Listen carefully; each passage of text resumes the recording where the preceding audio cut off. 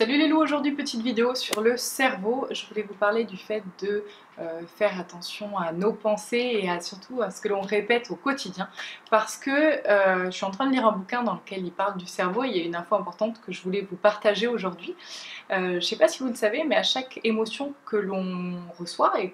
qui nous traverse, le cerveau libère des peptides, c'est des réactions chimiques, et en fait ces peptides vont faire en sorte que ça va modifier la cellule en fonction de ce que l'on vit. Je m'explique de manière très simple. En fait, ces réactions chimiques, ces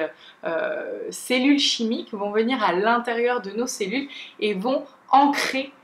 des émotions à l'intérieur. Par exemple, si j'ai eu des soucis dans ma vie avec les hommes grands et bruns, automatiquement, dès que je vais rencontrer un homme grand et brun qui va m'accoster pour me draguer par exemple, mon cerveau va de suite interpréter comme étant cet homme, comme étant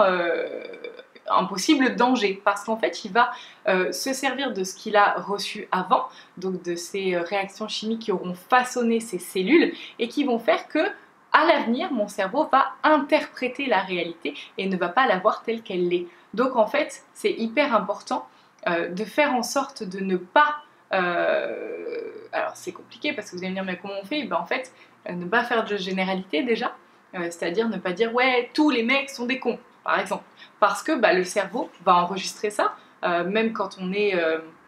en colère, etc. et que bien sûr on a envie de penser ça, mais c'est hyper important de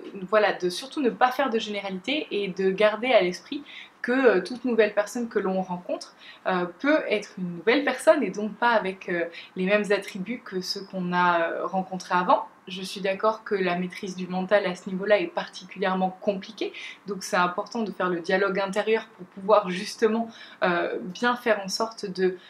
désarmer les cellules de notre cerveau face à ce qu'elles ont l'impression de connaître. En fait, notre cerveau interprète en permanence la réalité, notre cerveau, notre mental, et donc tout ce qu'on perçoit, la réalité telle qu'on la connaît, pardon, c'est mon rappel de pleine conscience, je ne vais pas le faire maintenant. La réalité telle qu'on la perçoit, en fait, est forcément passée via le filtre de nos émotions, de nos peurs, de notre éducation, de nos souffrances, etc. Et donc la réalité, la vraie réalité, n'existe pas au travers de nos yeux parce que obligatoirement elle est passée via le filtre de nos émotions, nos peurs, etc. Donc c'est important de garder ça à l'esprit et quand on rencontre une nouvelle personne, si notre cerveau et notre mental nous encouragent à nous faire des films alors qu'on n'a même pas encore parlé à cette personne, c'est quand même important d'aller au-delà de ça et de rassurer notre mental et notre ego qui va nous empêcher en fait d'avoir mal. Encore une fois, notre ego et notre mental sont là pour nous empêcher de souffrir et nous empêcher de mourir à la base, et sauf qu'en fait il commence à prendre un peu trop de place. Attention par contre, petite parenthèse, à faire la distinction entre l'intuition et le mental. Par exemple, je rencontre quelqu'un et de suite je sens qu'à l'intérieur de tout mon corps, il y a quelque chose qui ne va pas. Je ne sais pas me l'expliquer, j'ai jamais eu de problème avec telle personne qui avait tel prénom ou quoi que ce soit, donc j'ai pas, on sait que c'est pas un souci du cerveau qui va reproduire ou en tout cas visualiser une expérience qui a déjà été vécue, on sait que c'est autre chose. Dans ces cas-là, faites-vous confiance. Par contre, si vous savez que c'est par rapport aux expériences qui ont déjà été vécues, aux souffrances qui ont déjà eu lieu, et que c'est votre cerveau qui retranscrit les souffrances qu'il a eues et que donc il veut vous empêcher de souffrir, dans ce cas-là, ça vaut le coup de désarmer nos cellules du cerveau en remettant en place, en fait, en déliant les cellules et en mettant en place de nouvelles habitudes. Par exemple,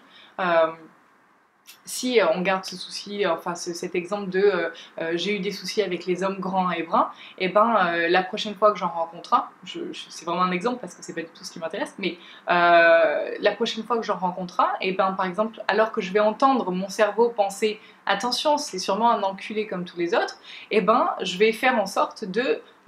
parler à mon mental en lui disant peut-être que non, peut-être que cette personne est gentille, peut-être que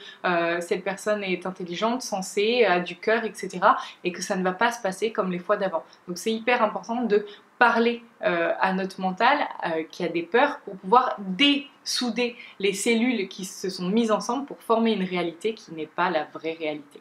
Voilà, j'espère que vous aurez compris et que ça vous aidera pour le futur pour arriver à domestiquer votre mental et que ainsi vous pourrez être bien plus dans le cœur. À très bientôt.